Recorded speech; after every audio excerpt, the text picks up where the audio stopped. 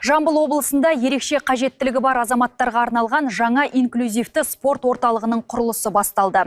Тараз қаласында бой көтеретін әлеуметтік маңызы зор нысан мүмкіндігі шектеулі жандардың спортпен еркін әрі қолайлы жағдайда айналысуына жол ашады.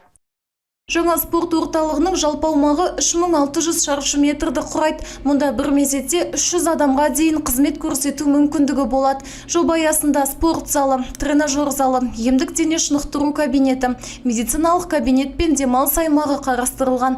Ауқымды ғимараттың алғашқы іргетасын аймақ басшысы Ербол Шырақбайұлы өзі қалап арнайы капсуланы салды.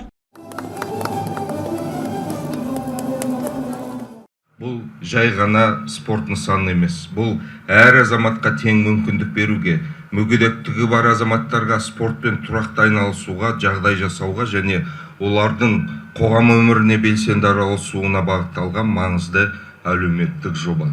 Осы орталықтан талай чемпионның жолы басталып, талай адамның өміріне жаңа серпін сыйлайтынына сенемін. Құрылыс жұмыстары биылғы жылдың тамыз айында басталып, келесі жылдың ақпан айының соңында аяқталады деп жоспарланып отыр. Жаңа инклюзивті спорт орталығы Тараздағы ерекше қажеттілігі бар азаматтар үшін көптен күткен маңызды жоба. Заманауи кешен өңірдегі ерекше жандардың спортпен тұрақты айналысуына, денсаулығын нығайтып, белсенді өмір салтын ұстануына қолайлы жағдай жасайды деп күтілуде. Салтанатты жиын соңы концерттік бағдарламаға ұласты.